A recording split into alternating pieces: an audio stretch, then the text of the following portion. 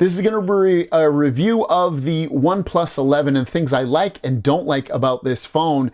And there's definitely, it's a really nice phone, but there's almost equal parts to things I like and don't like about it. And you'll see what I mean by that. Some things are kind of big, some things aren't that big. So without further ado, let's start off with the things that I don't like about this phone. The first being the balance / weight of this phone. Now, it's not an overly heavy phone, but what I mean by balance is you have this big hunk of junk camera on here.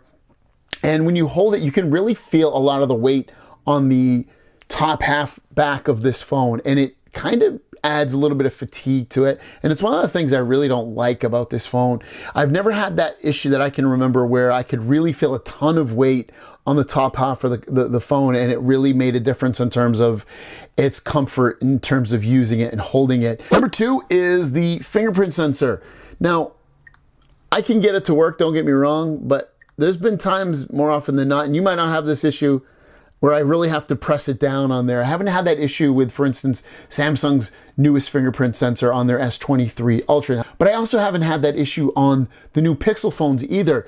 This one, it's more accurate than not, don't get me wrong, but it's something that I don't absolutely love about it. So I had to put it down as one of the things that I don't like about it is the full-on accuracy of it. Sometimes it comes into play or it gets a little bit annoying for me personally. Number three is, and this one's actually really surprising to me, is that they still use 1080p video on the front of this phone. It isn't. I mean, you have 4K on the back, don't get me wrong, but you still only have 1080p on the front. That's a big disappointment. This is basically their flagship phone, I think, for this year, and they still are only putting a 1080p camera in there.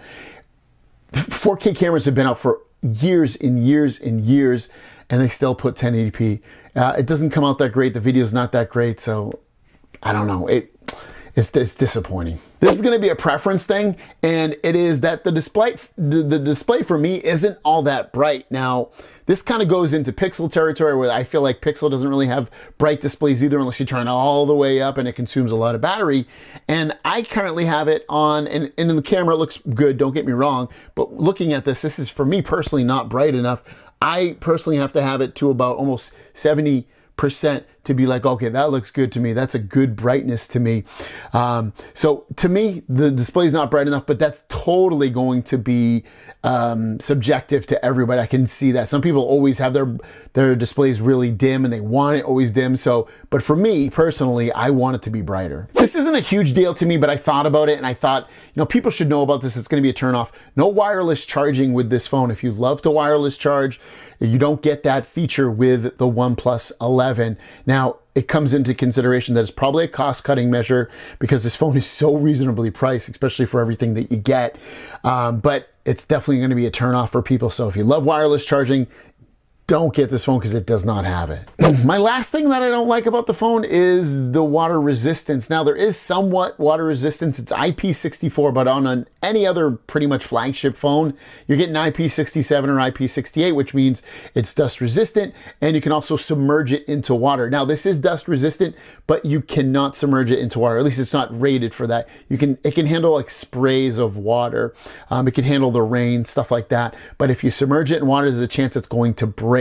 Which if you have kids or you're clumsy with your phone or you like recording underwater videos and things like that, this isn't going to be a good phone to grab for you. All right, so let's now get into the things that I really like about this phone. And to be honest with you, even though it's pretty much equal in terms of things I like and don't like, this is definitely a really good buy for a phone. First of all, this is smooth. When you're getting a OnePlus phone, you're getting super smooth performance. It's really, really great. You'll love it for its performance. It's great at gaming. It's great at opening apps and things like that. It's great at, again, pretty much anything that you want to do on here. It's going to be super fast. By default, it's not turned on high performance mode. So I noticed that when I ran benchmarks on here, I was getting scores at first akin to like a Snapdragon 8 Gen 1. This has a Snapdragon 8 Gen 2, which is the best processor on the Android side currently.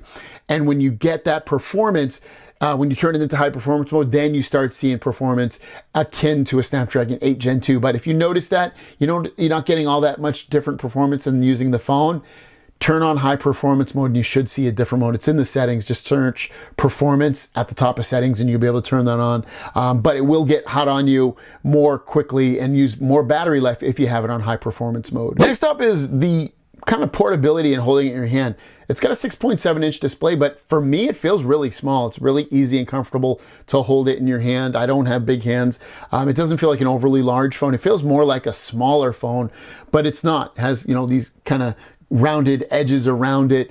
And I definitely like that it has all of that. So if you really want something that's going to be comfortable in your hand, but kind of a slightly big display, this is a great option. Now, the videos that it takes aren't amazing.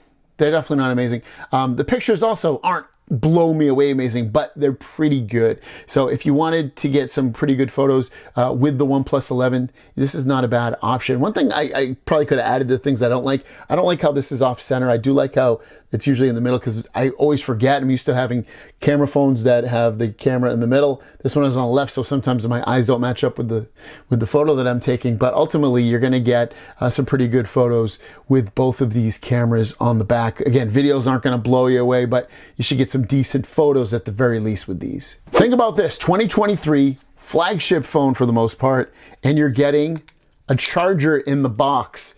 How amazing is that? I do wish this cable is a little bit longer. It's pretty short, but to get a amazingly fast charger in the box as well. So that's one of them. The other one is it charges really fast, 0 to 100 in 30 minutes for this 80-watt charger, 0 to 100 in 30 minutes. I love that. I think that's absolutely amazing for this.